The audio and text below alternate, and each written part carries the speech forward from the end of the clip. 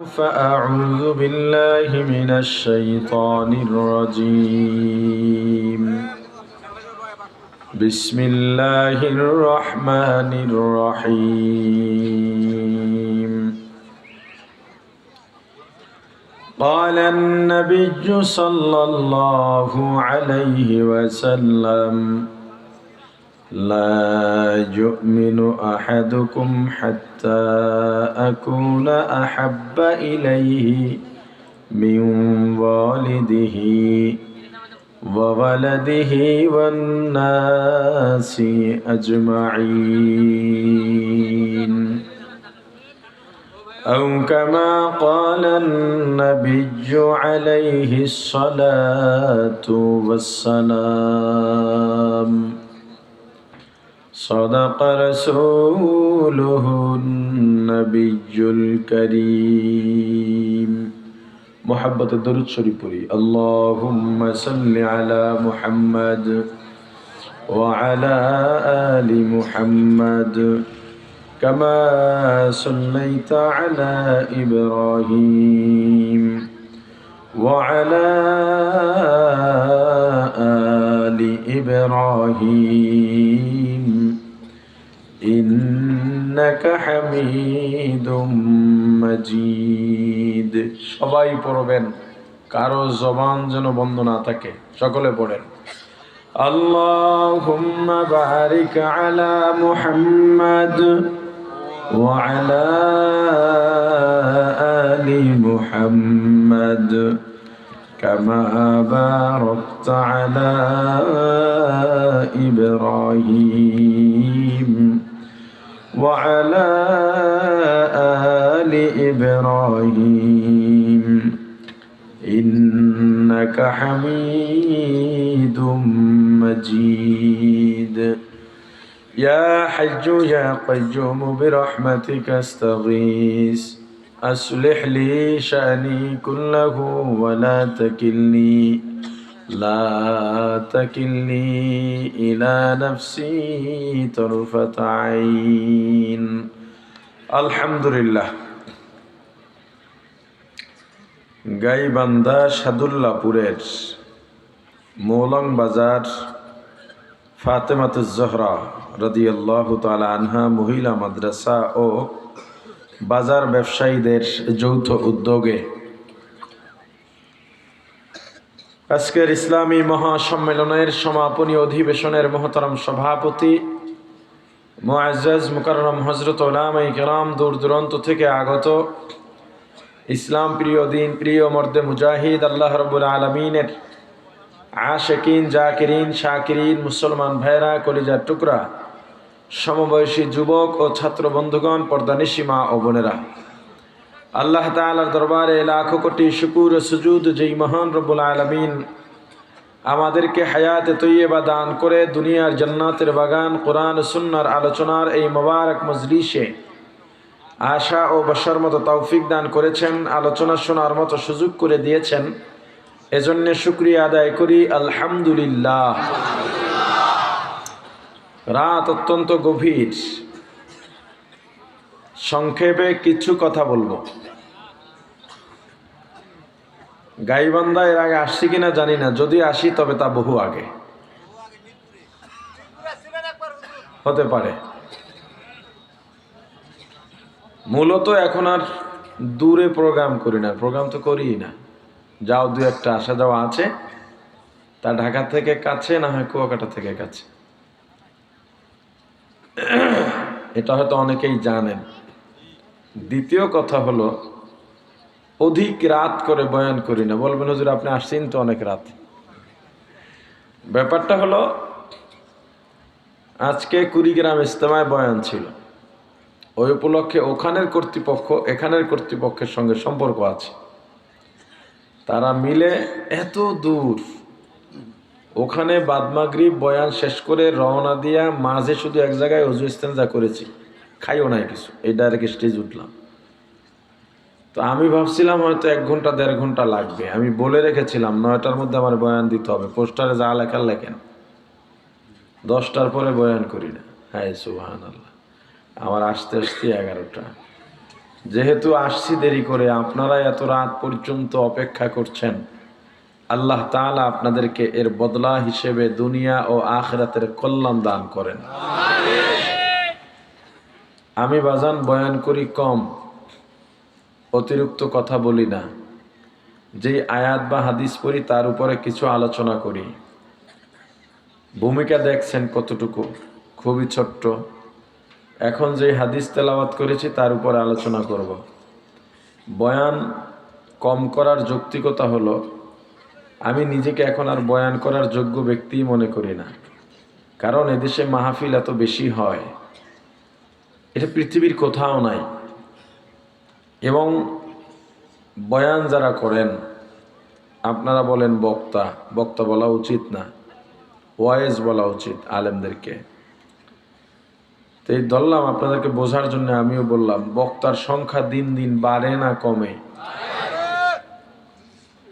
কিন্তু এরপরও এক এক বক্তার ডেলি 2টা 3টা 4টে করে মাহফিল। কিন্তু আমাকে বলেন, আপনাদের এই মলং না, এই মলংয়ে যে মসজিদ আছে, এই মসজিদে ফজরে নতুন মুসল্লির সংখ্যা কয়জন বাড়ছে? কি কইবে কেমনি? এখানেই ফজরের মুসল্লির সংখ্যা নাই। ফজরের মুসল্লি ময়দানই অনেকে নাই। আজকে ফজর পড়ে নাই এমন মানুষ এই ময়দানে নাই। কথা বলে না। জোহরও পড়ে নাই, আসরও পড়ে নাই, এশাও পড়ে নাই, ফজরও পড়ার নিয়ত নাই। আছে না নাই? কিন্তু বয়ান শুনতে আসছেন। বয়ান কেন হয়? আমলকে দুরুস্ত করার জন্যে, কলবের মেরামতের জন্যে। আমি আগে এটা জানতাম না, আজকে জেনেছি, আমল করব। জানতাম না যে কাজটা করি এটা অন্যায়, আজকে জেনেছি এই কাজটা আর করব না। ওয়াজ এইটার জন্য, ঠিক না? দেখেন আপনাদের ময়দানে এলাম, বেশিরভাগ মানুষের মাথায় টুপি নাই। আপনার ভেতরে আমার এই কথার পরে কি প্রশ্ন আসছে ওটা আমি বুঝি। আপনি বলবেন টুপি কি বড় বিষয় নাকি? এই মোল্লারা টুপি লইয়া ঝগড়া করে ইসলামটারে খুয়াইলো, মূল জিনিস তুই আর টুপি নিয়ে দৌড়ায়। এই প্রশ্নকারী যারা, তাদের ভেতরে, তাদের কলবে শয়তান ভর করেছে বিদায় এই কথাগুলো তারা বলে। আজকেই মজলিসের আবেদন তো অন্তত ছিল, দিনই মজলিসে যাচ্ছ টুপি মাথায় দিয়ে যাও। এটা তো আমাদের একটা ইসলামিক সংস্কৃতি, ঠিক কিনা বলেন? দেখেন গতকালকে যাত্রাবাড়ি মাদ্রাসা, বাংলাদেশের উল্লেখযোগ্য মাদ্রাসা, জুমা পড়তে গিয়া নামাজের আগে মাদ্রাসা মাঠে আমার 2টা ছোট ভাই, একজনের বাড়ি আপনাদের এদিকে, তোরা মাওলানা হয়ে গেছে, আমার সঙ্গে সম্পর্ক যা বলি মানে, আমি ওদেরকে আদর করি, ওরাও আমাকে সম্মান করে, ভালোবাসে। তো একজনের মাথায় টুপি নাই, 2জনে কি আলেম, দাওরা পাশ করে বের হয়েছে।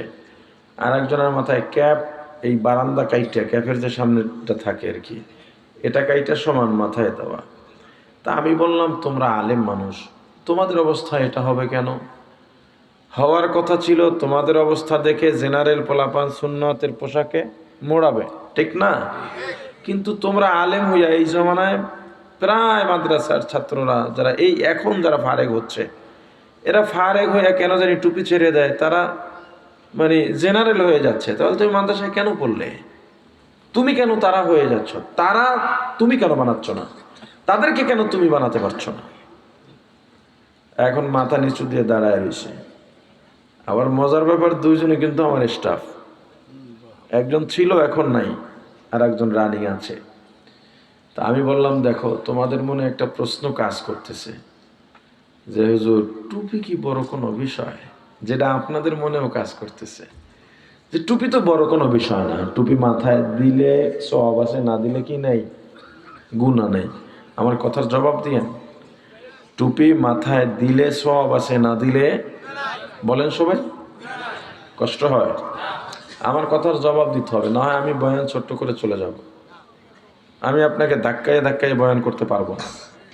আপনারা উজ্জীবিত থাকবেন, আমার বয়ান চলবে সোজা। চিন্তা করুন, যাইতে দেবো না, আটকে রাখবেন রাখেন, কিন্তু বয়ান পাবেন না। গাড়ি ভাঙবেন ভাঙেন, বয়ান পাবেন না। হিসাব সোজা। আপনারা এত রাত কষ্ট করে বসে আছেন, একটা উদ্দেশ্য আছে না নাই? কথার জবাব দিলে সওয়াব হবে, এটা ইয়াকিন রাখেন, অতএব জবাব দেবেন। টুপি মাথায় দিলে কি হয়, না দিলে কি নাই? এটা আপনাদের ভিতরেও এই প্রশ্নটা হতে পারে। পৃথিবীর কোনো মুফতি নাই টুপির মাসালা দিয়ে আপনাকে আটকাইয়া দেবে। আপনি টুপির মাসালা দিয়ে হুজুরকে আটকাই দেবেন, হুজুর টুপি নিয়ে বাড়াবাড়ি করেন কেন? এটা বললে আসলে এই মাসালার দিক থেকে কিছু বলার নাই। কিন্তু টুপি যদিও বড় আমল না, সাধারণ একটা বিষয়, কিন্তু এটার প্রভাব এই আসমান জমিনের মাঝের জায়গাটা যদি পুরাটা পাহাড় হয়ে যায়, ওই পাহাড়ের যে ওজন তার থেকেও বেশি প্রভাব ওই টুপির। কিন্তু আমলটা অনেক বড় না, প্রভাবটা কি? টুপি দিয়েই আপনাকে চেনা যাবে আপনি আমার রাসূলকে কতটুকু ভালোবাসেন। টুপি মাথায় দিয়ে সিনেমায় যাওয়া যায়, টিভির দোকানে বসা যায়, জুয়া খেলা যায়, আর জোরে বলেন না। তাহলে এত বড় বড় অপরাধ আর গুনাহ থেকে এই সাধারণ আমল যেটাকে বলছেন, এই ছোট্ট আমলটা আপনাকে গুনাহ থেকে ফিরায় দিতেছে। দেখবেন এখন তো আপনাদের এলাকায় আছে কিনা জানি না, যত চা দোকান আর রেস্টুরেন্ট আছে সবগুলায় টিভির বাক্স, শয়তানের একটা বাক্স আছে। এক কাপ চা খাও, 2 ঘন্টা টিভি দেখো ফ্রি। ওখানে যদি একজন টুপি পরিহিত ব্যক্তি, টুপিওয়ালা টিভির দিকে তাকাই রয়েছে এমনি, আছে না নাই? মানুষ কি বলো, দেখো টুপিওয়ালাও তাকায় রয়েছে, এ ভাই আপনি ওঠেন। অথচ নিজে দেখতেছে, কিন্তু নিজেকে অত বড় অপরাধী মনে করতেছে না, টুপিওয়ালাকে যত বড় অপরাধী মনে করছে। কেন?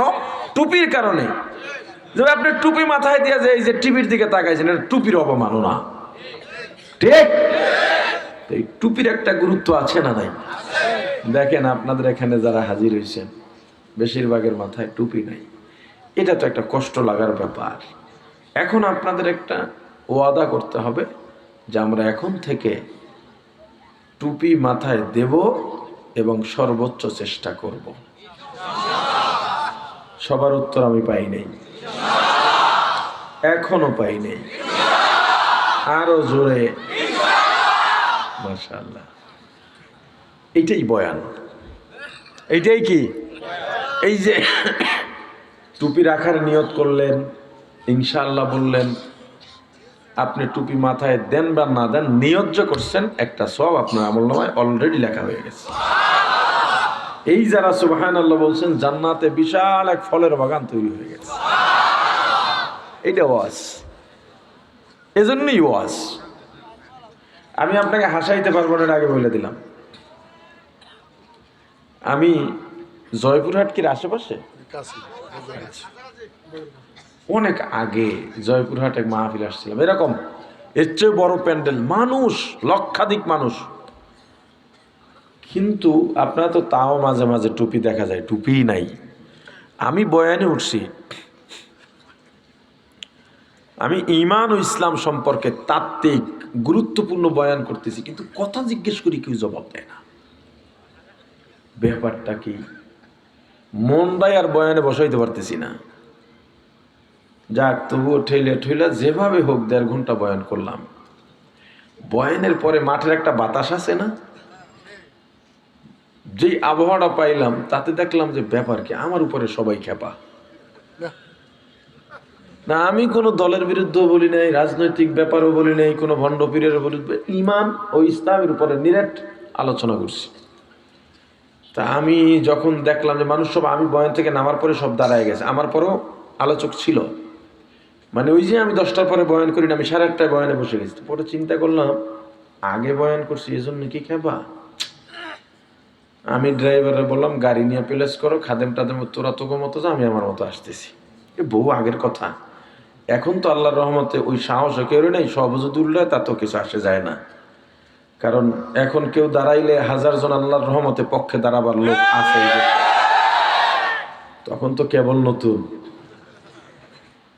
তো আমি টুপিটা খুইলা মাঠের মধ্যে দিয়া, এই গায়ে কি জানি ছিল, হয়তো কোটি ছিল বা চাদর ছিল, আর কান্দে হালাই, মানে আমি একজন পাবলিক, ভিতর দিয়ে যাইতেছি, এরা তো এদিকে খোঁজে আমারে, এখন ভিতরে বলা বলি করতেছ, এই হুজুর আনলাম, এত টাকা দিয়ে আনলাম, এই বয়ান এগুলো শোনার জন্যে বারবার কানতে বলে, আমরা কান্না করে করবো কি, আমরা তো হাসতে আইছি, সারাদিন কষ্ট করি, দুইটা কৌতুক কইবে, দুইটা চুটকি বলবে, তাও বলে নাই, একটা গানও বলে নাই, এরপর দুই তিনজন হুজুরের নাম বলতেছে, আপনাদের অঞ্চলেরই হুজুর, অমুক হুজুর আইলে কি সুন্দর গান গায়, একটু কৌতুক টুকতুক বলে, আমাদেরকে কত আনন্দ দেয়। আমি আল্লাহর দরবারে শুকরিয়া আদায় করলাম যে আল্লাহ, ভাবছিলাম আমার কোনো ত্রুটি আছে, না, আমি সঠিক কথাগুলো বলার জন্যে এরা আমার উপরে খেপে গেছে, আমি হাসাই নাই, এরা সাক্ষী, আমি হাসাই নাই, এদের কি আপনি সাক্ষী বানায়েন কিয়ামতে, আমি কোনো গান বলি নাই, আমি কোনো কৌতুক বলি নাই। হাসাবার নিয়তে ইচ্ছাকৃত কৌতুক বলা হারাম, হারাম, হারাম। যদি বয়ানের উদাহরণে কোনো বিষয় আসে, সেখানে যদি হাসি আসে, ওইটার উল্টা সওয়াব, তবে অট্ট হাসি দেওয়া যাবে না। কিন্তু আমি নিজে বক্তার ব্রিফ কেসে আরো আগে কৌতুকের বই দেখেছি, আমি নিজের চোখে দেখেছি, 4-5 পদের টুপি দেখেছি, যখন যেখানে যায় ওখানে কোন তরিকার মানুষ বেশি, ওই ঢঙের টুপি মাথায় দেয়। এজন্যই তো এত ওয়াজ হয়, কিন্তু ফজরে মুসল্লি পারে না।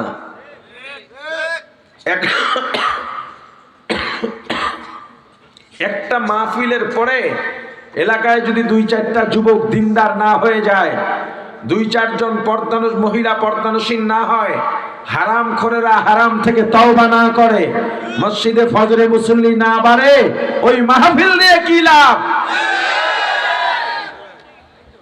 আপনারা যদি নিয়ত কোনোটা কইরা আইসা থাকেন যে আজকে বয়ান শুনবো, শুনছি হুজুরের সুর ভালো, ওগুলা মাথার থেকে ঝেড়ে ফেলেন, নিয়তকে পাল্টায়া ফেলেন। নিয়তের কারণে আপনি ওলিও হয়ে যাইতে পারেন। কি আপনারা বয়ানে আসছেন তো? কথা বলে না সবাই, বলেন বয়ান কি শুরু করছি? এতক্ষণ কি কইছি? হ্যাঁ, এই যে ধরা কিন্তু খাইছেন। আপনারা যদি উজ্জীবিত থাকেন আর আমার মন মেজাজ যদি ভালো থাকে, মাইকটা যদি একটু সার্ভিস ভালো দিতে পারে, ফজরও হইতে পারে। কিন্তু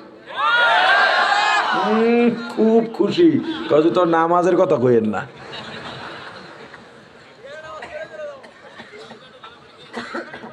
এতক্ষণ যা বললাম তা কি?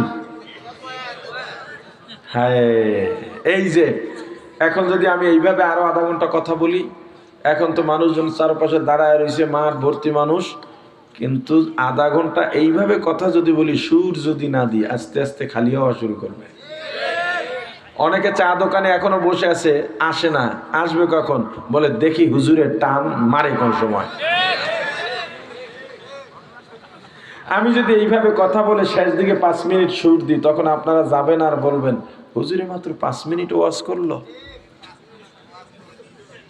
আচ্ছা, ওয়াজ কি জিনিস? ওয়াজ আরবি শব্দ, ওয়াও আইন জ, উপদেশ দেওয়া। এটার পারিভাষিক অর্থ হলো জান্নাতে যাওয়ার, জাহান্নাম থেকে মুক্তি পাওয়ার জন্যে যেই পথ দেখানো হয়, ওই দেখাতে গিয়া যা যা বলা হয়, এই কথাগুলোকে ওয়াজ বলে। এই কথা কেউ দাঁড়াইয়া বললেও ওয়াজ, বসে বললেও ওয়াজ, সুর দিয়া বললেও ওয়াজ, বেসুরা বললেও ওয়াজ। কিন্তু আপনারা সুরকে ওয়াজ বানায় নিছেন, এজন্যে সুরের আলোচক না এলে মানুষ জমে না। এখন আপনারা ভালো করে বলেন, সুরে আসছেন না ওয়াজে আসছেন? জোরে বলেন। সুর না হলে তাহলে কোনো অসুবিধা আছে? আলহামদুলিল্লাহ। এখন অনেকে চিন্তা করে হুজুর কি আসলে সুর দিত না? শোনেন, সুর আল্লাহর দান। আপনি সম্মান অর্জন করছেন, এটা আপনার ব্যক্তি ব্যবহার দিয়া করছেন, এটা আপনার অর্জন। আপনি ক্লাসে 1 নাম্বার হয়েছেন, আল্লাহর রহমত তো লাগবেই, এর পরের কথা বলি। ক্লাসে 1 নাম্বার হয়েছেন, এটা আপনার অর্জন। আপনার কুঁড়ে ঘর ছিল, ব্যবসা করে কষ্ট করে সেটা আপনি টিনের ঘর বানাইছেন, এটা আপনার অর্জন। কিন্তু কণ্ঠ, এটা কোনো অর্জন না। কথা বলে না, এটা কি না? এটা সরাসরি আল্লাহর দান, কুন ফায়াকুনের অন্তর্ভুক্ত। এখানে কোনো অর্জন নাই, কোনো বাহাদুরি চলবে না। দিছেন আল্লাহ, এটা নিয়ে অহংকার করলেই শেষ। তো সুর যদি হয় আল্লাহর পক্ষ থেকে আলহামদুলিল্লাহ, যেহেতু আল্লাহ সুর দিয়েছেন, কণ্ঠস্বর দিয়েছেন, আল্লাহ নিজেও সুর পছন্দ করেন, কিন্তু সেই সুরে নূর থাকতে হবে। আর আপনি যদি শুধু সুরের জন্য আসেন, সুর পাবেন, নূর পাবেন না। এখন বুঝা শুনা কন, ওই যে দেখেন ওই এক দুইজন উঠছে, ওই যে বোঝ যে হুজুরে আজকে অন্যদিকে যাইতেছে, টান টন মনে হয় মারবে না, উঠতে গেলে আমি উঠতে যাব, কথা হয় না। আমি এত দূর থেকে আসছি, এরপরে এখনো কত দূর জার্নি করে আইলাম, আর আপনি আমার এলাকায় চলে যাবেন, এটা কি হয় নাকি? কে গাইবান্ধার মানুষ কি মেহমান দাওয়াত দিয়া বলায়? মাশাআল্লাহ। যাই হোক, একটু সম্পর্ক গড়লাম আপনাদের সঙ্গে, বোঝাপড়াটা যাতে সামনে ভালো হয়। সুর যদি হয় আলহামদুলিল্লাহ, না হইলেও সবকিছু আল্লাহর হাতে ছেড়ে দিলাম। শুধু আল্লাহর কাছে এই দোয়া করে বয়ান শুরু করতে চাই, আল্লাহ এই তাহাজ্জুদের সময়, এই শীতে গভীর রজনীতে, দ্বীনের স্বার্থে রাসূলের মহাব্বতে আমরা যেমন এই ময়দানে একত্রিত হয়েছি এবং এখনো আছি, আল্লাহ তাআলা কিয়ামতের ময়দানে যেন আমাদেরকে এভাবে একসঙ্গে জান্নাতের নিয়ামত দান করেন। এতক্ষণও বয়ান করছি, তবে যেই হাদিস তেলাওয়াত করছি ওই হাদিসের আলোকের বয়ান না। অনেক বছর পরে আসছি যেন এই কথাগুলো বললাম, না হয় এতক্ষণে হাদিসের আলোচনার অনেক দূরে চলে যেতাম। আল্লাহ রাসূল বলেন, লা ইউমিনু আহাদুকুম, প্রত্যেকটা কথা বোঝার চেষ্টা করবেন। তোমাদের মধ্যে কেউ ততক্ষণ পর্যন্ত পূর্ণ মুমিন হতে পারবে না, খাঁটি মুমিন হতে পারবে না, কতক্ষণ পর্যন্ত? যতক্ষণ পর্যন্ত দুনিয়ার সব কিছু থেকে, এমনকি নিজের থেকেও রাসূলকে বেশি ভালোবাসা না যাবে। আলোচ্য বিষয় এবং শর্ত এই দুইটা মনে রাখবেন। আলোচ্য বিষয় হলো ঈমান বা মুমিন হওয়া, শর্ত হলো ভালোবাসা। যে পৃথিবীর সব কিছু, এমনকি নিজের থেকেও কাকে বেশি ভালোবাসতে হবে?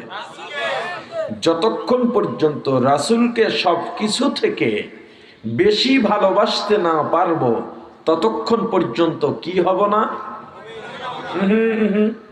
খাঁটি মুমিন হতে পারবো না, পূর্ণ মুমিন হতে পারবো না। এখন একজন ব্যক্তি রাসূলকেও ভালোবাসেন, সন্তানকেও ভালোবাসেন, বা দুনিয়ার সব কিছুকে ভালোবাসেন, রাসূলকেও ভালোবাসেন, তবে রাসূলের ভালোবাসা দুনিয়া থেকে বেশি নয়। কথা কি বুঝছেন? পূর্ণ বা খাঁটি মুমিন হওয়ার জন্য শর্ত কি? সব কিছু থেকে বেশি ভালোবাসতে হবে রাসূলকে। কিন্তু একজন ব্যক্তি রাসূলকে ভালোবাসেন ঠিক, সেটা দুনিয়ার থেকে বেশি, এই ব্যক্তির কি ঈমান থাকবে? থাকবে। কেমন ঈমান থাকবে? 10 কেজি পানি, এর ভেতরে 1 কেজি দুধ দিয়েছেন। এই পানির ভিতরে দুধ আছে না নাই? আওয়াজ করে বলেন। যদি কেউ বলে এটাই দুধ নাই, সে মিথ্যা বলছে। যদি দাবি করে এই পানিতে দুধ আছে, এটাই সত্য। পানি কয় কেজি? দুধ কয় কেজি? এই পানিতে দুধ আছে না নাই? কিন্তু এই দুধ বাজারে বিক্রি করা যাবে? খাওয়া যাবে? সর পড়বে? মাখন হবে? ঘি হবে? ছানা হবে? কোনো কাজে লাগবে না। 10 কেজি পানির ভেতরে 1 কেজি দুধ থাকলে যেমন দুধ আছে কিন্তু কাজে লাগে না, দুনিয়ার থেকে রাসূলের প্রতি ভালোবাসা আছে, তবে দুনিয়ার থেকে বেশি নয়। এই ভালোবাসা আর এই ঈমান কোনো কাজে লাগবে না। এই ঈমান জান্নাতে নিতে পারবে না। এই ঈমান কবরে আযাব থেকে মুক্তি দিতে পারবে না। তাহলে ঈমান লাগবে, রাসূলের ভালোবাসা লাগবে দুনিয়ার সব কিছুর থেকে। আসতে বলেন যে, নাকি আল্লাহ রাসূলকে ভালোবাসতে কষ্ট আছে? কি চিন্তা করছেন? এখন শর্ত হলো ভালোবাসা। শর্ত কি? সবাই বলেন ভালোবাসা কি জিনিস? এই ভালোবাসার ব্যাখ্যা দেয় সিনেমাওয়ালারা, নাটকওয়ালারা। অথচ ভালোবাসার ব্যাখ্যা দেওয়া দরকার ছিল আলেমদের, ইমাম, খতিব, ওয়াইজিনে কেরামের। এতদিন শুনেছি শুধু ভালোবাসা। ভালোবাসা কি জিনিস ওলামায়ে কেরাম আলোচনা না করার কারণে সিনেমাওয়ালারা ব্যাখ্যা দেয় ভালোবাসা কি। বিবাহ পূর্ব যুবক যুবতীর সম্পর্ক, এটার নাম দিছে ভালোবাসা, আবার কয় পবিত্র। আজকে ভালোবাসা শেখাবো আপনাদেরকে। ভালোবাসা পৃথিবীর শ্রেষ্ঠতম পবিত্র শব্দ, বুঝছেন? ভালোবাসা, আহা কথা বলে না, দূর। ভালোবাসা পৃথিবীর শ্রেষ্ঠতম পবিত্র শব্দ, এর চেয়ে পবিত্র আর কোনো শব্দ নাই। এই ভালোবাসা কি? ভালোবাসা বললেই আমাদের জেহেন চলে যায় কোথায়? ছেলে মেয়ের অবৈধ সম্পর্কের দিকে, প্রেমিক প্রেমিকার দিকে। অথচ ভালোবাসা ওখানে নয়। আগে ভালোবাসার সংজ্ঞা পেশ করি। ভালোবাসা হলো আপনি যাকে ভালোবাসবেন তার চাওয়া পাওয়াকে পূরণ করবার জন্যে আপনার ভিতরে, আপনার হৃদয়ে যেই উথাল পাতাল শুরু হয়, আপনার ভেতরে যেই আবেগ তৈরি হয়, সেই আবেগকে, সেই ব্যাকুলতাকে ভালোবাসা বলে। আপনি যাকে ভালোবাসেন সে যা পছন্দ করে, পছন্দ অনুযায়ী কাজ করা, পছন্দ অনুযায়ী নিজেকে গড়া, পছন্দ অনুযায়ী সংসার সাজানো, পছন্দ অনুযায়ী সমাজ গড়া, পছন্দ অনুযায়ী ব্যবসা করা, পছন্দ অনুযায়ী চাকরি করা, পছন্দ অনুযায়ী পোশাক পরা, পছন্দ অনুযায়ী স্লোগান দেওয়া, এগুলোর নাম কি? জোরে বলেন ভালোবাসা। আপনাকে আমি ভালোবাসি, আপনি যা চাইলেন সেটা দেওয়ার জন্য আমার ভেতরে যেই ব্যাকুলতা তৈরি হয়েছে, এটার প্রমাণ মিলবে আপনি যা চাইছেন সেটা পূরণ করার মাধ্যমে। শুধু মুখে মুখে বললেন আমার ব্যাকুলতা, ভালোবাসা, আমার কলিজা পুড়ে যাইতেছে, কিন্তু আপনার চাওয়াটা পূরণ করলাম না, তাহলে বুঝতে হবে আমার ভিতরে ব্যাকুলতা নাই, এটা আমার অভিনয়, এটা মিথ্যা। যেমন 3-4 বছরের ছেলে আপনার, কি বাপেরা 3-4 বছরের ছেলে মেয়ের প্রতি মায়াটা কেমন থাকে? কথা বলে না, কতটা ভালোবাসা থাকে?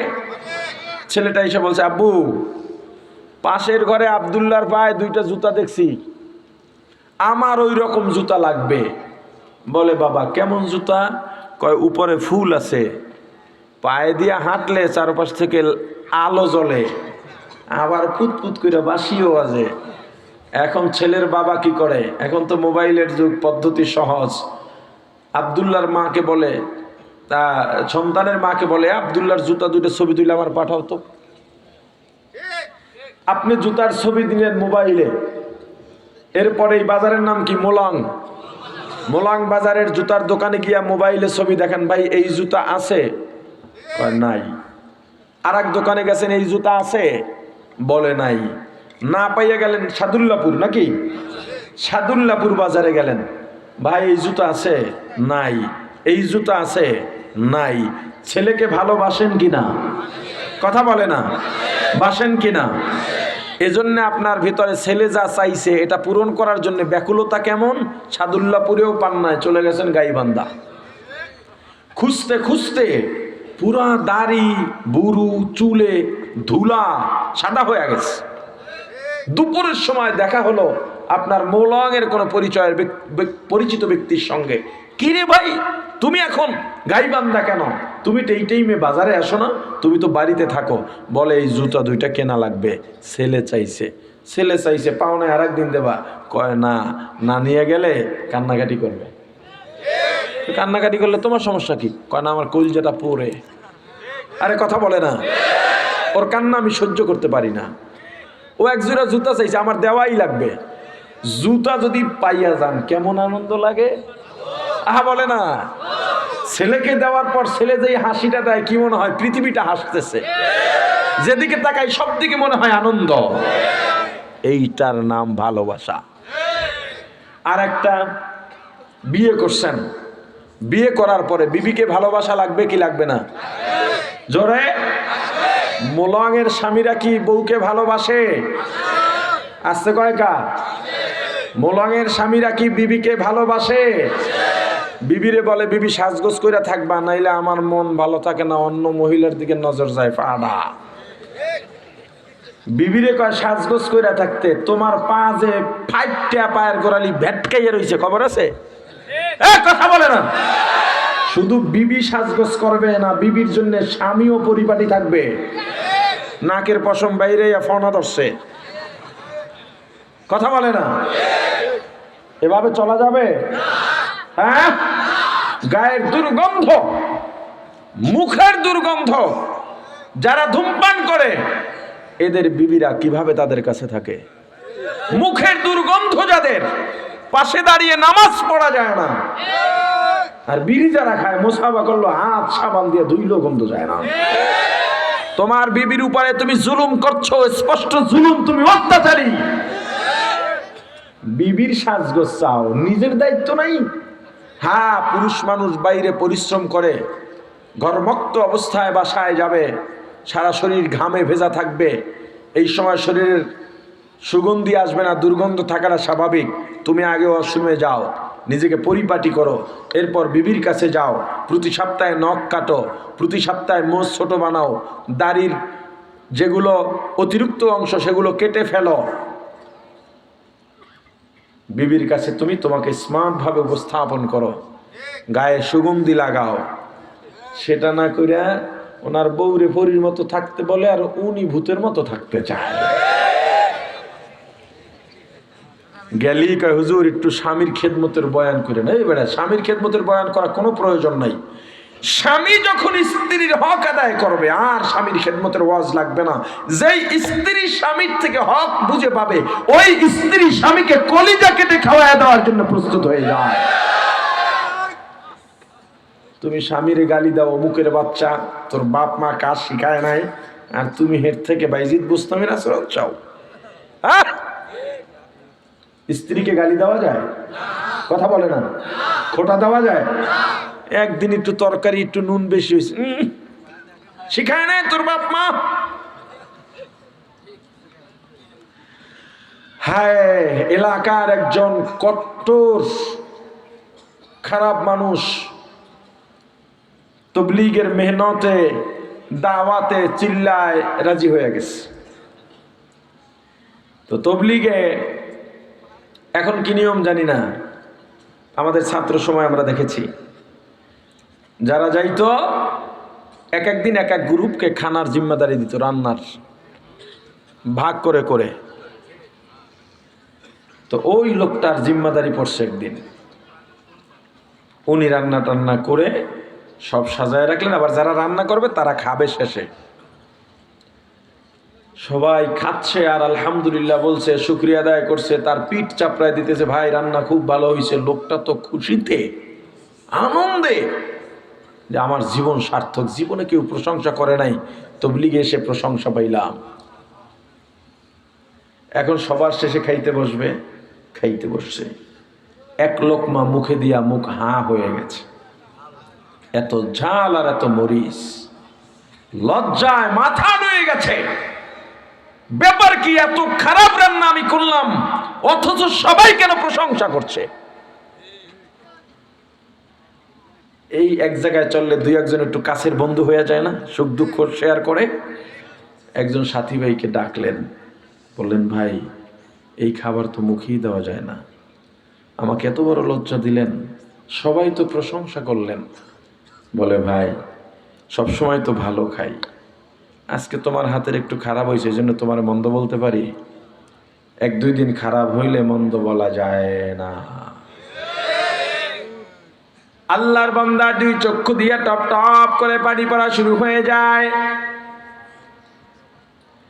চোখের পানি ছেড়ে কাঁদেন আর বলেন, ভাই আমার বিবির হাতের রান্না সেরা রান্না, এরপরেও মাঝে মাঝে যদি ভাত একটু শক্ত থাকে বা একটু অতিরিক্ত নরম হয়ে যায়, তরকারি যদি একটু নুন কম বা বেশি হয়, মরিচ হলুদ যদি একটু কম বা বেশি হয়, 14 গোষ্ঠী ধরে গালিগালাজ করতাম। কিন্তু আজকে বুঝলাম না, না 1-2 দিন কেন, দিনের পর দিনও যদি তরকারি স্বাদ না হয়, বিবিকে গালাগালি করা যাবে না।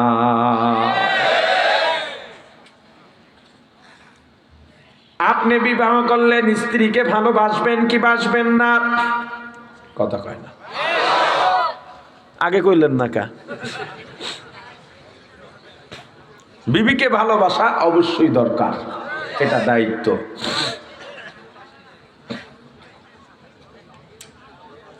তা আপনি বিয়ের আগে আপনার চুলের কাটিং ছিল রোনালদোর, কিনালদো, কথা বলে না? আরো 2 জন আছে না? কেডা কেডা? মেসি আর হ্যাঁ, এই ত্রিমুখী সংঘর্ষ লাগে মাঝে মাঝে, কার চুল সুন্দর। রোনালদোর কাটিং ওয়ালায় বিয়ে করছে, বিয়ে করার পর বিবি বলতেছে, স্বামী তোমার চুলের কাটিংটা কেমন, ভাল্লুকের মতো দেখা যায়, এটা আমার কাছে পছন্দ না। কয় তাই তোমার কাছে কেমন পছন্দ? বলে সমান করে ফেলাও। স্বামী আর দেরি করে নাই, সোজা সেলুনে গিয়ে চুল সমান করে ফেলাইছে। এখন মেসি আর নেইমারের ভক্ত বলতেছে, কিরে এতদিন যুদ্ধ করলি, আজকে তুই চুল খাইতে ফেলাইছস? কয় না, আমার বিবি এটা পছন্দ করে না, আমি যাকে ভালোবাসি তার পছন্দের বাইরে আমি যাইতে পারবো না। এটার নাম কি? জোরে বলেন। আপনার বিবি যেভাবে চাইছে আপনি ওইভাবে চুল কাটলেন কেন? ওর পছন্দ মতো আমি চলতে আমার কাছেই ভালো লাগে। এবার আসেন, আল্লাহর রাসূলকে দুনিয়ার সব কিছু থেকে ভালোবাসতে হবে। প্রমাণ কিভাবে দেবেন? রাসূল কি চেয়েছেন আমাদের কাছে সেটা বাস্তবায়ন করার ব্যাকুলতা ভিতরে তৈরি হতে হবে। আর একটা রাসূল কি পছন্দ করেন আর করেন না, রাসূলের পছন্দের বাইরে কোন উম্মত যারা রাসূলকে ভালোবাসেন এর বাইরে যাইতে পারে। এখন ভালোবাসা, এই যে টান ব্যাকুলতা, এটা তো পবিত্র, কিন্তু বিবাহ পূর্ব ছেলে মেয়ে বা নারী পুরুষের যেই সম্পর্ক, ওখানেও ব্যাকুলতা আছে, টান আছে। ওই টানকে তাহলে কি বলে? এটাও শিখাই দিই, কি কন? ওইটাকে প্রেম বলে। প্রেম, কথা বলে না? জোরে বলবেন হুজুর, প্রেম ভালোবাসা দুইটাই তো সমান না। সমান না, সমান না। প্রেম এটা অপবিত্র, ভালোবাসা, কথা বলে না? আরো জোরে বলেন। কোন গায়েরে মাহরাম নারী পুরুষ যুবক যুবতী একজন আর একজনকে বলবে আমি তোমাকে ভালোবাসি, এটা মিথ্যা কথা, এই শব্দই ব্যবহার করতে পারবে না। কারণ পবিত্র শব্দ অপবিত্র জায়গায় ব্যবহার করতে পারবে না। আচ্ছা, এই সহজ একটা কথা বলি, আপনাদের এখানে কোন সন্তান আছেন যেই সন্তান বলেন আমার মায়ের সঙ্গে আমার খুব প্রেম? কথা কয় না। এমন আছেন কেউ বলেন আমার বোনের সঙ্গে আমি প্রেম করি? কথা বলে না, জোরে। যদি কয় বোনের সঙ্গে আমার প্রেম, পিটাইয়া তক্তা বানায় ফেলাবে, সমাজেই জায়গা দেবে না। কিন্তু আমার মাকে আমি খুব ভালোবাসি, কথা কয় না।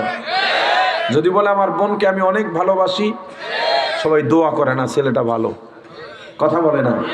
তাহলে প্রেম যদি সমস্যা না থাকে তাহলে মায়ের সঙ্গে প্রেম এটা কেন বলেন না?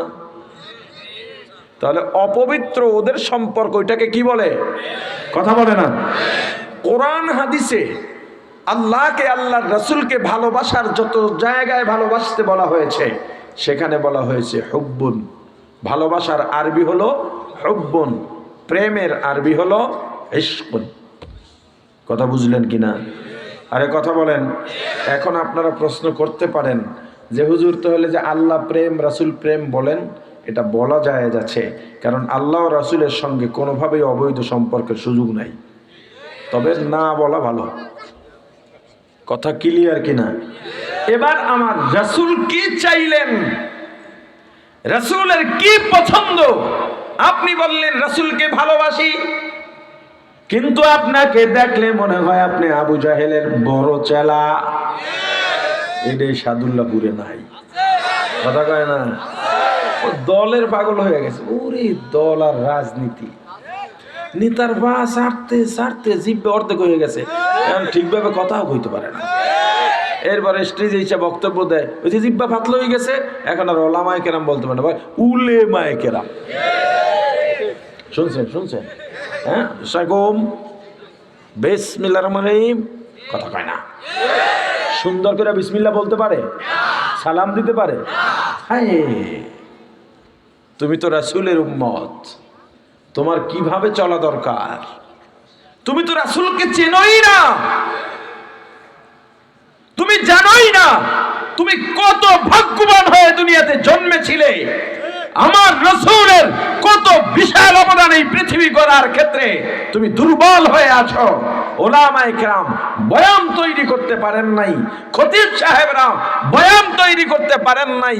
এই পৃথিবীতে যদি মাথা উঁচু করে কেউ দাঁড়ায়, সেটা ওলামায়ে কেরাম দাঁড়াবে, আমার রাসূলের মহব্বতের উম্মতেরা দাঁড়াবে। কিভাবে?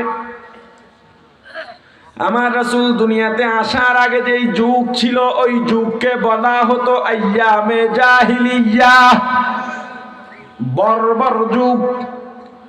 ওই যুগে নারীর কোনো সম্মান ছিল না। নারী যে মানুষ, এটাই মানুষ মনে করতো না। নারীরা নিজেরাও মনে করতো আমরা তো মানুষের কাতারেই পড়ি না, আমরা ভোগ পণ্য। নারী রাস্তা দিয়ে হেঁটে যাবে, যখন যার মনে চাবে কুকুরের মতো টেনে জঙ্গলে নিয়ে যাবে, বিছানায় নিয়ে যাবে, কোনো বিচার হতো না। এই ঘৃণাটা এমন পর্যায়ে চলে গেল, যদি কোনো দম্পতির মেয়ে সন্তান হতো, কন্যা সন্তান হতো, তাকে মেরে ফেলতো, না হয় দাফন করে দিত। কারণ মানুষ যদি জানতো অমুক দম্পতির কন্যা সন্তান হয়েছে, এটা তাদের লজ্জার ব্যাপার। আমার রাসূল দুনিয়াতে এলেন, এসেই বললেন যার একজন কন্যা সন্তান হবে তার জন্য একটা জান্নাত। কিভাবে নারীর অধিকার আর মর্যাদা আমার রাসূল এস্টাবলিশ করলেন দেখেন। নারীর ইজ্জত মর্যাদা কিভাবে আমার রাসূল দিলেন। অথচ এখন আবার একদল নারীবাদীরা, শয়তানের চেলারা, নারীদের ক্ষেত্রে সেই আইয়ামে জাহিলিয়ার যুগ আনতে চায়। আবার নারীদেরকে ভোগ পণ্য বানাইতে চায়, আবার নারীদের রাস্তায় নামাইতে চায়। অধিকারীর কথা বলে নারীকে দিয়ে আজকে মাটি কাজ করায়, অধিকারের কথা বলে নারীর মাথায় ইটের বোঝা টানায়, অধিকারের কথা বলে নারীকে দিয়া হোটেলের মেসিয়ারির কাজ করায়। এটা কি অধিকার না প্রতারণা? জোরে বলেন। আমার রাসূল বললেন যার দুইজন কন্যা সন্তান হবে তার জন্য দুইটা জান্নাত। এখানেই রাসূল থামেন নাই, আবার বললেন যার তিনজন কন্যা সন্তান হবে তার জন্য তিনটা জান্নাত। আমার রাসূল পুরুষ জাতিকে জানায় দিলেন, ক্বালান নবিয়্যু সাল্লাল্লাহু আলাইহি ওয়াসাল্লাম আল জান্নাতু তাহতা আকদামিল উম্মাহাত আও কামা ক্বালান নবিয়্যু আলাইহি সালাতু ওয়াসসালাম। হে পুরুষ জাতি, জেনে রাখো তোমাদের জান্নাত নারীদের পায়ের নিচে। আস্তে কনকা বলবেন হুজুর, হাদিসের অর্থ তো মায়ের পায়ের নিচে সন্তানের বেহেশত। এবার শুনে নেন, সন্তান ছেলেও হয় মেয়েও হয়, কিন্তু যত মেয়ে আছে ওরা তো আবার মা হয়। ওর মায়ের পায়ের নিচে ওর জান্নাত, আবার ওর পায়ের নিচে ওর সন্তানের বেহেশত। কিন্তু পুরুষ কোনোদিন মা হতে পারে না। আর যত মা আছে সবাই নারী। ওতে পুরুষের জান্নাত নারীর পায়ের নিচে। বলে না, পুরুষের জান্নাত নারীর পায়ের নিচে। আমার রাসূল বললেন, পুরুষের জাত নারীর দিকে খুব চোখ গরম করে তাকাইবা না। ওরা আদরের পাত্র, ওরা ভালোবাসার পাত্র, ওদের দেহ নরম, ওদের মন নরম, ওদেরকে মারাও যাবে না, গালিও দেওয়া যাবে না, ওদেরকে সম্মান করো। ওদের দেখলে তোমার নজরকে হেফাজত করো। তুমি বসে আছো, নারী এসে দাঁড়িয়ে থাকবে হবে না, তুমি উঠে নারীকে বসতে দাও, নারীকে সবসময় সুবিধার জায়গাটা দিয়ে দাও। নারীকে ভালোবাসো, নারী কোমল, নারী সম্মানের পাত্র। নারী কেমন জানো? সন্তান জিজ্ঞেস করলো, হুজুর আমি বাবাকে না মাকে, কাকে অগ্রাধিকার দেব? আমার রাসূল বললেন, প্রথমে মা। দ্বিতীয়বার প্রশ্ন করার পরেও বললেন মা। তৃতীয়বার প্রশ্ন করার পরেও বললেন মা। চতুর্থবার বললেন বাবা। মা নারী জাতি, কথা কয় না? আমার রাসূল এই যে নারীর অধিকার মর্যাদা প্রতিষ্ঠা করলেন, ইজ্জত দিলেন, তুমি কোন কসুর বয়ান দাঁড় করাও? কোন রুকিয়াকে সামনে নিয়ে আসো? কিসের সাথে কিসের তুলনা দাও? নারীর ইজ্জত মর্যাদা দিয়েছে ইসলাম। আমার রাসূল দুনিয়াতে আসার পরেই নারীরা ইজ্জত পেয়েছে। নারীরা তাদের মর্যাদা নিয়ে এমন একটা জায়গায় আসীন হয়েছে, এই পৃথিবীর কোন সভ্যতা আমার রাসূলের মতো নারীর ইজ্জত এস্টাবলিশ করতে পারবে না। हकीकत से तो दुनिया बेखबर है, दुनिया की नुमाइश पर नजर है नमी गोयम के आज दुनिया जुदा बाश बहर कारे के बाशी बा खुदा बाश सिस्ते दुनिया आज खुदा गाफिल बुदर नकामाशो नुकरा गोफर जिंदोजान दुनिया में हो दुनिया का तलब गार नहीं हो, दुनिया में हो दुनिया का तलबगार नहीं हो, बाजार से गुजर हो खरीददार नहीं हो, बाजार से गुजर हो खरीददार नहीं हो, जागा जी लगाने के दुनिया नहीं है, जागा जी लगाने के दुनिया नहीं है, ये इबरत की जाए तमा शाने ही है, ये इबरत की जाए तमाशा नहीं है। ला इलाहा इल्लल्लाह, ला इलाहा इल्लल्लाह, ला इलाहा इल्लल्लाह, ला इलाहा इल्लल्लाह, ला इलाहा इल्लल्लाह, ला ইলাহা ইল্লাল্লাহ। প্রাণের ভাই আমার রাসূল নারীকে বলতে গেলে মৃত্যু থেকে জীবিত করলেন, শুধু জীবিত করেন নাই, এমন শক্তিশালী বানাইলেন। ইসলাম এমন নীতি করে দিয়েছে, নারী বাবার থেকেও পাবে, স্বামীর থেকেও পাবে, কথা কয় না? হ্যাঁ, আরে এখন নারীর অধিকার দিতে গিয়ে কেমন অধিকার দেয়? যেগুলো নারী অধিকারের কথা কয় ওগুলোর একটারও বউ মাইয়া পোলারে ইট ভাঙতে নামাইছে, মাটি কাটতে নামাইছে। আরে কথা কয় না। পল্টন ময়দানে গরম ভাষণ, নারী পুরুষের সমান অধিকার চাই, নারী আর পুরুষের অধীনে থাকবে না, নিজ পায়ে দাঁড়াবে। এতদিন অন্যের পায়ে দাঁড়িয়েছিল। ভাষণ টাষণ দিয়া বাসায় গেছে, রাত গভীর। বিবিকে বলে তোমাদের মর্যাদা বাড়ায় দিস। কয় কেমনে? কয় কালকে থেকে মাটি কাটতে নাম। এইটা একটা মর্যাদা হইল? আমরা নরম মানুষ, দুর্বল মানুষ, ঘরে বসে তোমার রান্না করি, তোমার খেদমত করি, সন্তান লালন পালন করি, এটাই তো ভালো। বাইরে এই রৌদের মধ্যে মহিলারা কেমনে নামবে, আবার কাজ করবে কেমনে, কবে আর বেড়াইস না যা। এই বক্তব্য দিয়া সারা দুনিয়ার নারী রাস্তায় নামাইয়া নোবেল পুরস্কার পাইলাম, আর বউডারই বুঝাইতে পারলাম না।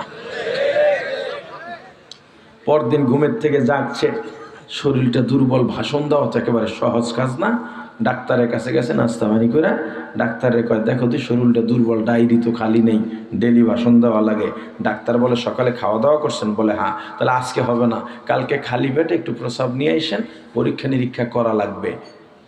সকালে রাস্তা মাপার ডিউটি শুরু হতে পারে। রাস্তা মাপা বোঝেন?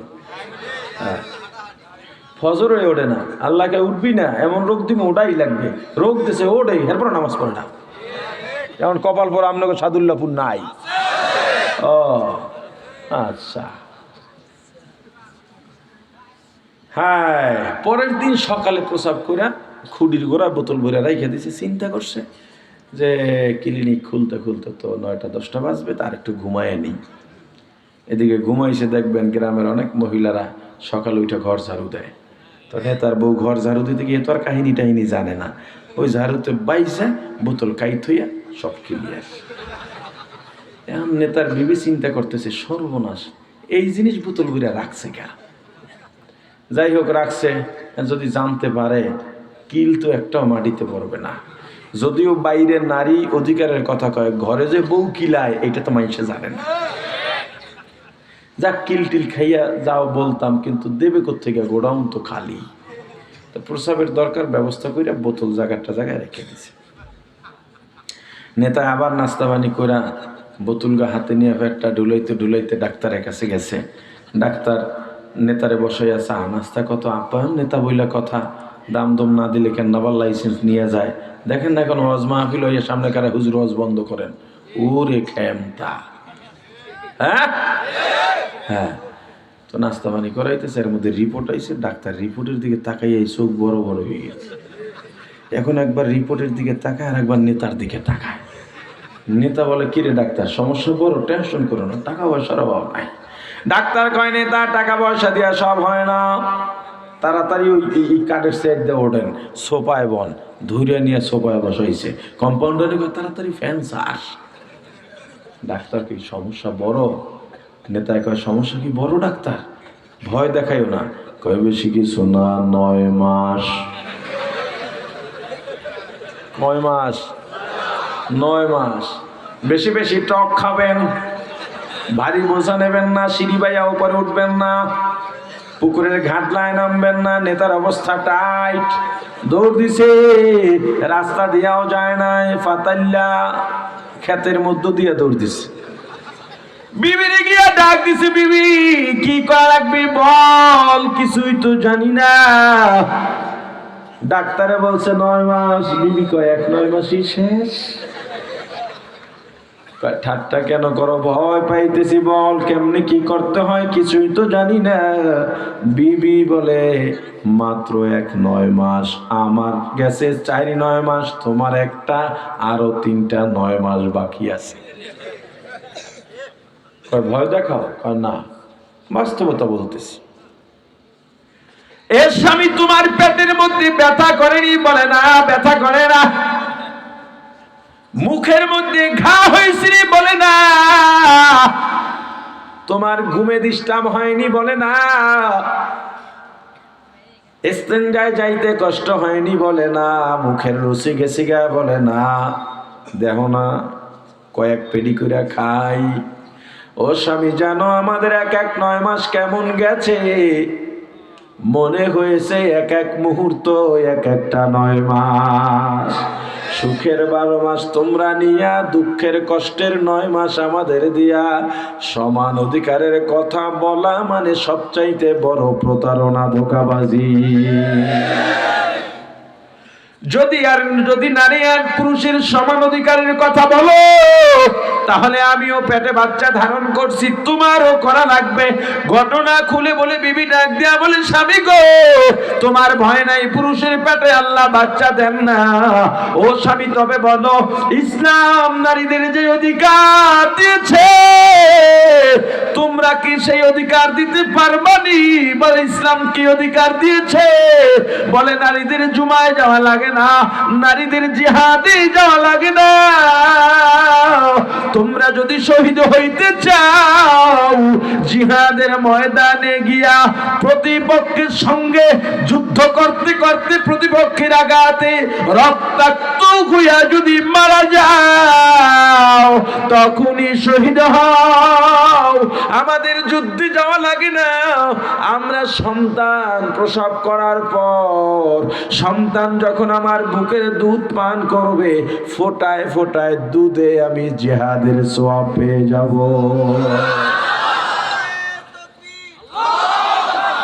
তোমরা পুরুষ 60, 70, 80 বছর তাহাজ্জুদ পড়লা, তেলাওয়াত করলা, দরুদ পড়লা, ইস্তেগফার পড়লা, এরপরে যেই সওয়াব তোমাদের 80 বছর পরে জমা হয়, তুমি আমার স্বামী রাত্রে বিছানায় শুইবার, আমি তোমার মাথায় একটু তৈল দিয়া ঘষা দেওয়ার সাথে সাথে 80 বছরের সওয়াব পাইয়া যাই। কয় পারবা?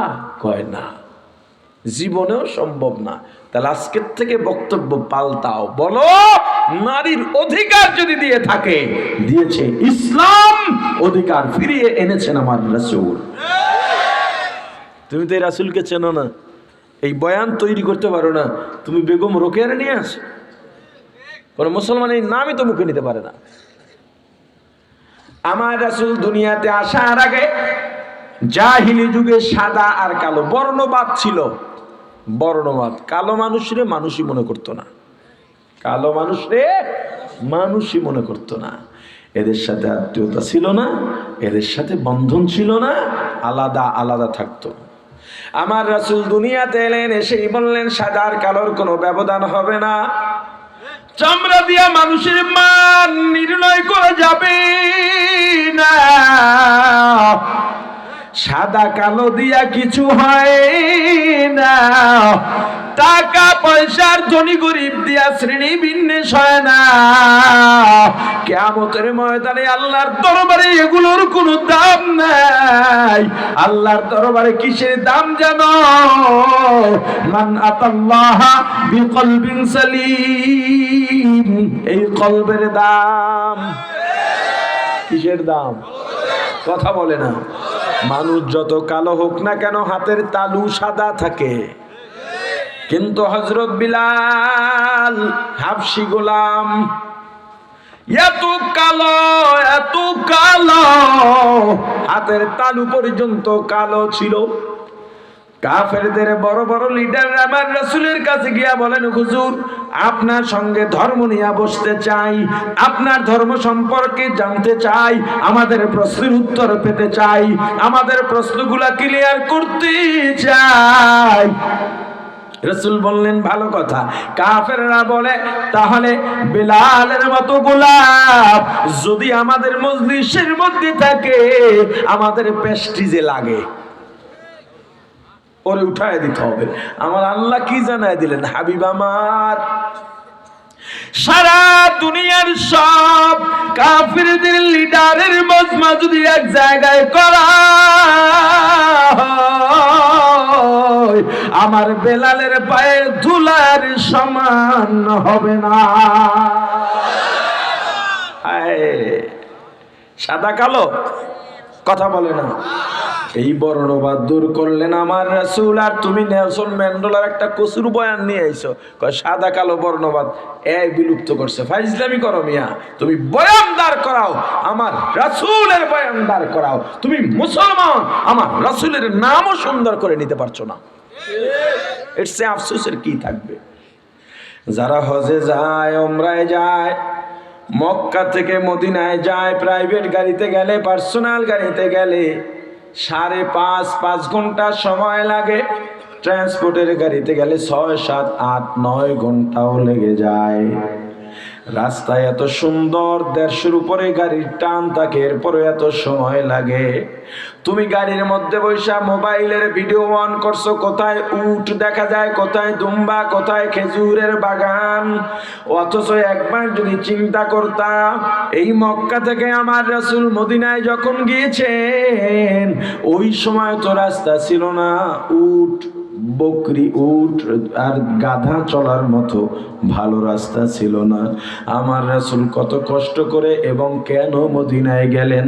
দুনিয়ার সমস্ত নবী রাসূল ইন্তেকালের পর আসমানে গিয়েছেন, আমার রাসূল ইন্তেকালের পর আসমানে যান নাই। এখনো রওজা শরীফে এই সশরীরে সিজদায় পড়ে উম্মতি উম্মতি বলে কাঁদেন। নবীজির রওজার সামনে দিয়া হাজার হাজার লক্ষ লক্ষ হাজিরা যায়, সালাম দেয়, আসসালাতু ওয়াসসালামু আলাইকা ইয়া রাসূলুল্লাহ। সবাই বলেন আসসালাতু ওয়াসসালামু আলাইকা ইয়া রাসূলুল্লাহ, আসসালাতু ওয়াসসালামু আলাইকা ইয়া হাবিবাল্লাহ, আসসালাতু ওয়াসসালামু আলাইকা ইয়া শাফিআল মুযনিবিন, আসসালাতু ওয়াসসালামু আলাইকা ইয়া রাহমাতাল লিল আলামিন। ওই রওজার সামনের জায়গাটা এমন একটা জায়গা, একজন পাথর হৃদয়ওয়ালা মানুষ যদি দাঁড়ায় তার পাথর গলে যাওয়ার কথা, কিন্তু এমন কি দিন আইল রে আমার ভাই, ওই জায়গার থেকে ঢোকার সময় হাজার হাজার মানুষ, কারো চোখে পানি নাই, শুধুমাত্র দেখা যায় মোবাইলের ভিডিও অন করা। অনেকে আবার বাসায় ভিডিও কল দেয়, নিজের বিবিকে রওজা দেখায় আর নিজের বিবিরে দুনিয়ার মানুষ দেখে যায়। ওরে ভাই, এর মাঝেও দুই একজন আমার রাসূলের পাগল দেখা যায়, যাদের গাল বাইয়া বাইয়া পানি পড়তে পড়তে বুকটা ভেসে যায়। তুমি মক্কা মদিনায় গেলা, উহুদের ময়দানে গেলা দেখার জন্য ইসলামের দ্বিতীয় যুদ্ধ কে যেন রাস্তার মধ্যে এলান করে যায়, আমার রাসূল জিহাদে ডেকেছেন, তোমরা কে যাইবা উহুদের ময়দানে চলো। হযরত হানজালা রাদিয়াল্লাহু তাআলা আনহু বাসর রাতে বিবিকে ফালাইয়া আমার রাসূলের ডাকে চলে গেলেন। বিবিকে বলে গেলেন, বিবি তোমার সঙ্গে আমার জান্নাতে দেখা হবে, তুমি যাও উহুদের ময়দানে ভিডিও করো, অনুভূতি তোমার কেমন? তুমি যদি ওখানে ঘুরতে, ওই জায়গার মধ্যেই হানজালার কবর আছে, দেখবা কবরস্থানে একটা বাউন্ডারি দেওয়া আছে, ওই বাউন্ডারির এক কোণে একটু নিচা জায়গা, ঢালু জায়গা, কাফেরের গোষ্ঠী ওই জায়গায় আমার রাসূলকে মেরে ফেলাইছে। ওই গর্তে পড়ার পর আমার রাসূলের দান্দান মোবারক শহীদ হয়ে গেছে। উহুদের পাহাড়টা দুই ভাগ হয়ে আমার রাসূলকে জায়গা দিয়েছে। আমার রাসূল বলেন, উহুদ আমাদেরকে ভালোবাসে, আমরাও উহুদকে ভালোবাসি।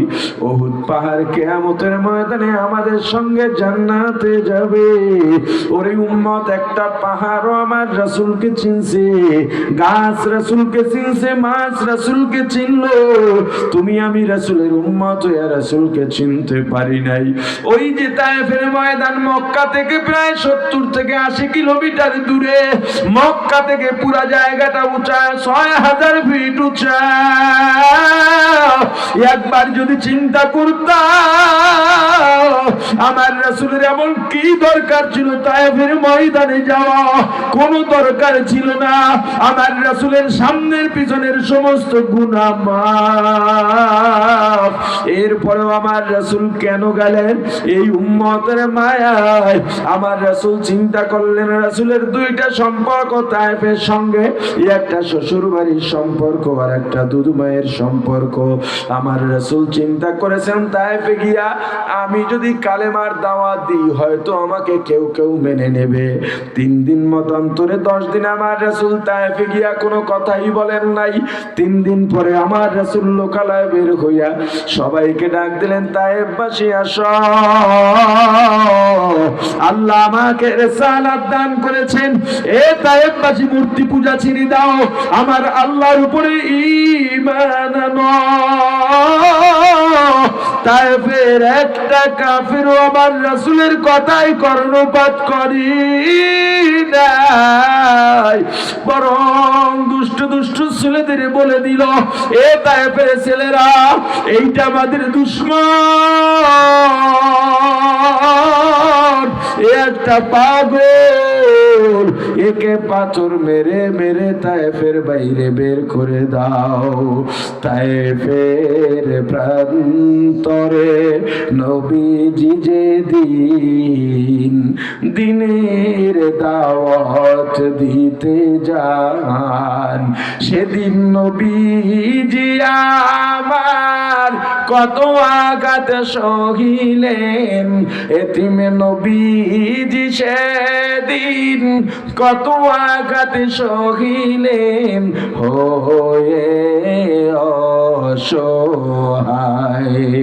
তায়েফের প্রান্তরে নবীজি যেদিন দিনের দাওয়াত দিতে যান, যায়েদকে সাথে নিলেন, 3টি দিন দাওয়াত দিলেন।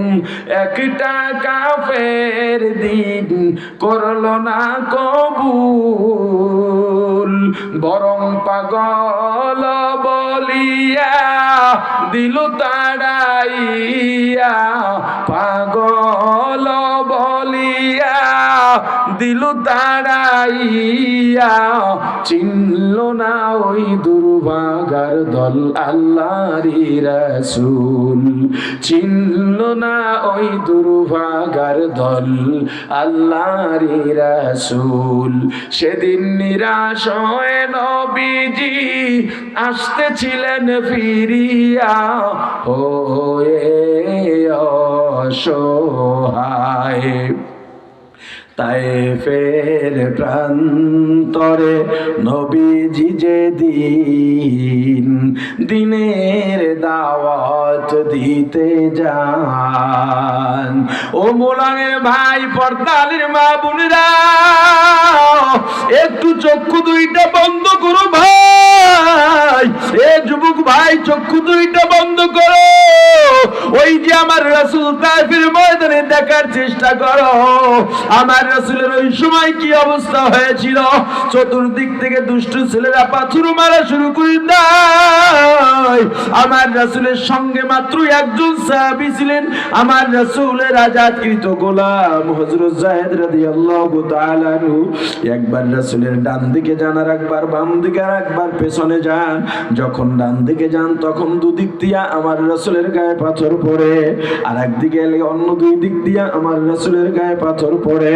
যায়েদের গায়ে পাথর পড়ে, মাথা ফেটে যায়, শরীরের বিভিন্ন জায়গা থেকে ফুটা হয়ে যায়। এক একটা পাথরের আঘাত আমার রাসূলের সুন্দর শরীর মোবারকের উপরে পড়ে।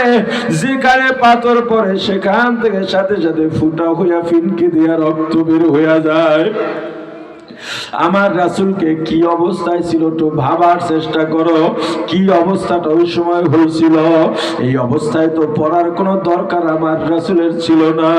আমার রাসূলের শরীরে পাথর পড়তে পড়তে পড়তে শরীরে এমন কোন জায়গা বাকি নাই, রক্তে রঞ্জিত হয়ে গেছে। আমার রাসূলের সুন্দর শরীরটা রক্তে লাল হয়ে গেছে। আমার রাসূল হাত উঁচু কইরা বলেন, ওরে তায়েফবাসী, আমাকে মারিস না, আমি পাগল না, আমি তোদের দুশমন না, আমি তোদের মুক্তির পথ দেখাইতে আসছি। আমার রাসূলের শরীরে পাথরের আঘাত পড়তে পড়তে, রক্ত বাইয়া বাইয়া পড়তে পড়তে জুতার সঙ্গে রক্ত ভিজে জমাটকে জুতা পায়ের সঙ্গে আটকে যায়। আমার রাসূল এত দুর্বল হয়ে গেছেন, হাঁটতে পারেন না। তখন কাফেরদের দুষ্ট দুষ্ট ছেলেরা আমার রাসূলকে পিছন থেকে জোরে ধাক্কা দিয়ে সামনের দিকে আগায় দেয়। আমার রাসূল ওদের ধাক্কা সহ্য করতে পারেন না। আমার রাসূল উপর হইয়া জমিনের মধ্যে পড়ে যায়, আবার কোন মতে হামাগুড়ি দিয়ে আমার রাসূল দাঁড়াইতে চান, পুরাপুরি দাঁড়াইতে পারেন না, আবার ধাক্কা দিয়া ফলাইয়া দেয়। তুমি তায়েফে গিয়ে ওই বুড়ির বাড়ি দেখতে যাও, ওটা বুড়ির বাড়ি না, তবুও ধরে নিলাম। অথচ ওই বুড়ির বাড়ির পাশে রোডের মধ্যে দেখবে একটা চতুর্দিক দিয়ে ইট দিয়ে ঘেরাও করা মাঝে একটা গাছ আছে।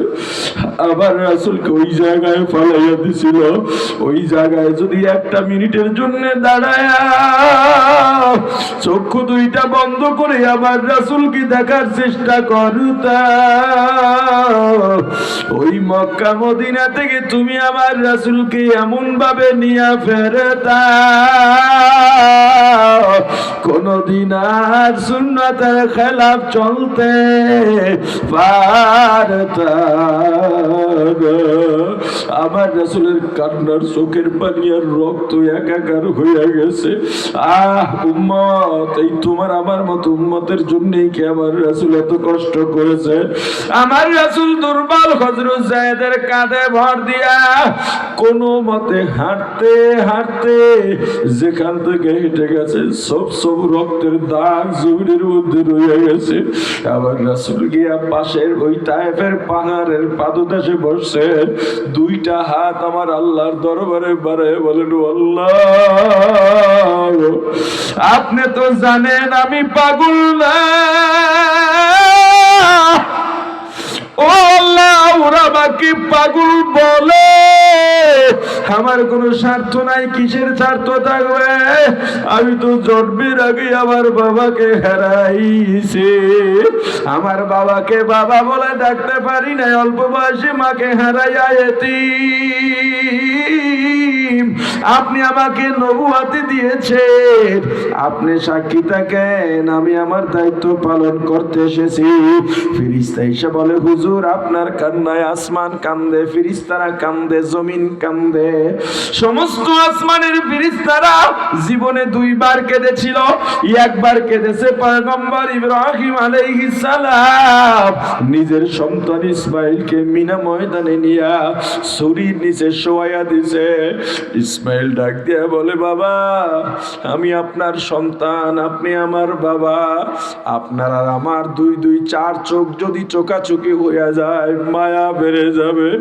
ও বাবা এর চেয়ে একটা কাজ করেন, যদি চোকাচোকি হইয়া যায় মায়ায় আমি উঠে দৌড় দিতে পারি, আপনি আল্লাহর হুকুম পালনে আমাকে জবাই না করে সরে যাইতে পারেন। ইব্রাহিম বলে, বাবা তাহলে কি করা যায়? বলে, বাবা আমার চোখ বেঁধে দেন, আপনার চোখও বেঁধে নেন। ইব্রাহিম আলাইহিস সালাম তাড়াহুড়া করে সন্তানের চোখ বেঁধে দিলেন, নিজেরও চোখ বেঁধে দিলেন। আসমানের ফেরেশতাদের রোনাজারি কে দেখে? বলে, আমার আল্লাহ।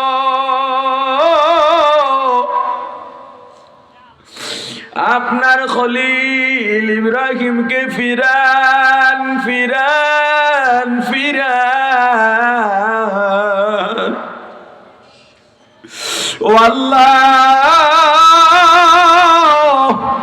ইসমাইল যদি জবেও হয়ে যায় হাজেরা সহ্য করতে পারবে না, সারা পৃথিবীর জন্য একটা কলঙ্ক জনকত্যাগ হয়ে থাকবে। নবী বাবা ছেলেও নবী, নবী বাবার হাতে নবী সন্তানের জবে। ওরে আল্লাহর গোলাম, ঘটনা তো আপনারা জানেন।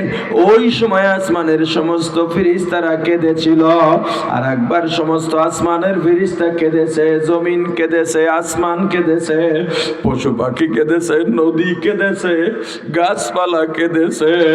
আবার রাসূলকে যখন তায়েফে রক্তাক্ত করে ওই কাফেররা নিস্তেজ করে দেয়, ফেরেশতা বলে, হুজুর আপনার কান্নায় দুনিয়ার সবাই কাঁদে, আপনি যদি বলেন ওদেরকে এই জমিন উল্টাইয়া শাস্তি দেওয়া হবে।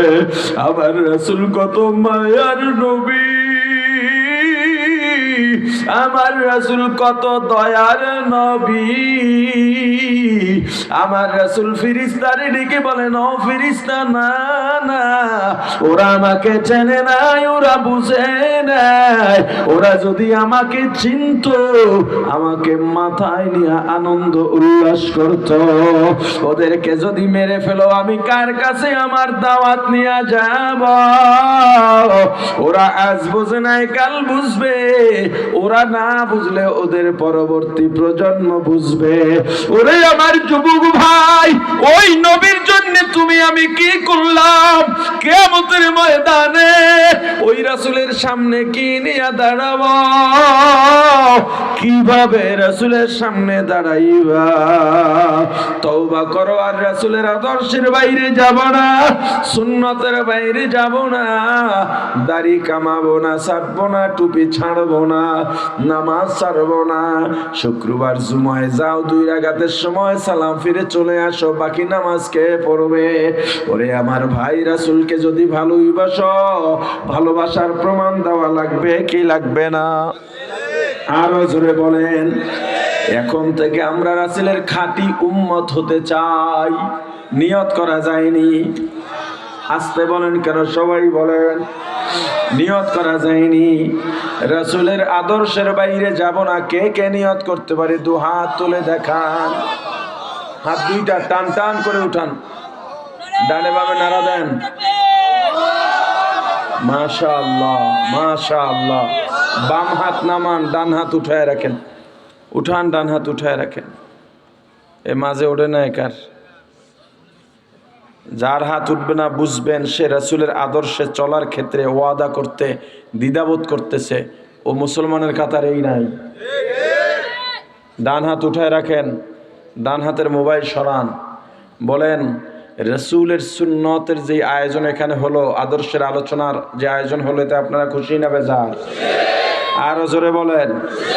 খুশির নজরানা পেশ করেন। বিসমিল্লাহ বলে ওই পকেটে হাত দেন, যেই পকেটের নোটটা বড়। এটাও রাসূলের আদর্শ, দ্বীনের পথে ব্যয় করা। বড় নোটটা দেবেন। প্রত্যেকে হাত দেন, অন্যের পকেটে দিয়েন না, নিজের পকেটে দিয়েন। বিসমিল্লাহ